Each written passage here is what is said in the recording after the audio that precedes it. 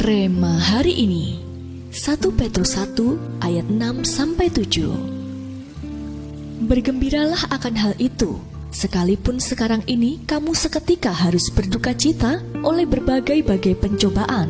Maksud semuanya itu ialah untuk membuktikan kemurnian imanmu yang jauh lebih tinggi nilainya daripada emas yang fana, yang diuji kemurniannya dengan api, sehingga kamu memperoleh puji-pujian dan kemuliaan dan kehormatan pada hari Yesus Kristus menyatakan dirinya.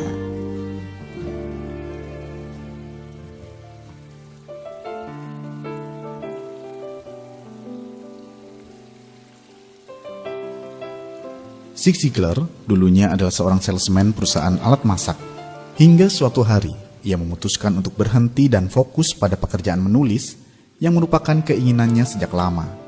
Namun di antara begitu banyak penerbit yang ia datangi, tidak ada satupun yang menerima naskahnya.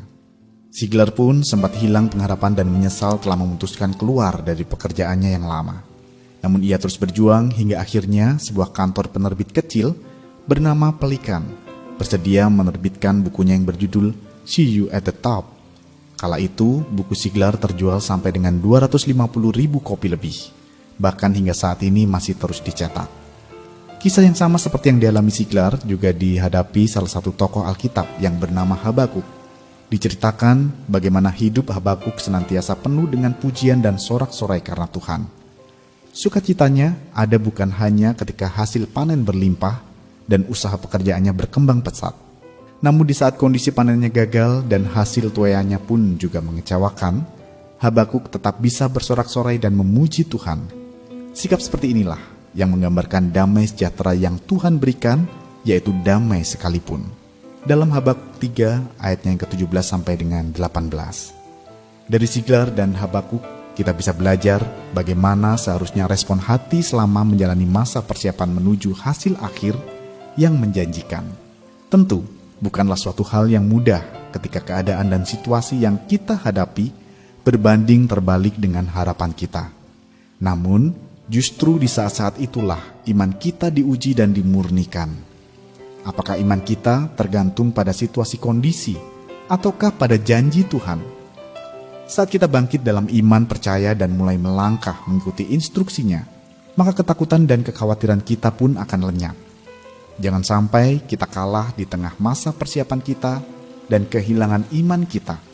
Terus jaga dan tingkatkan iman kita, sehingga damai sekalipun akan tetap ada dalam hati kita.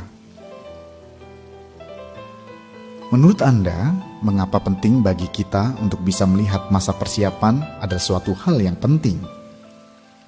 Sudahkah Anda merespon perjalanan hidup Anda selama ini sebagai masa persiapan untuk menuju pengenapan janji Tuhan?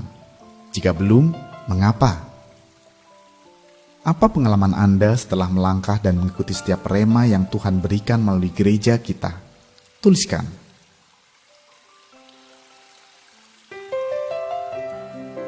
Tuhan Yesus, kami bersyukur Engkau senantiasa membimbing dan menuntun kami agar tetap dalam jalan-Mu.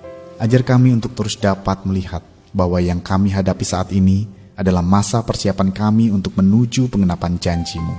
Di dalam nama Tuhan Yesus kami berdoa. Amin.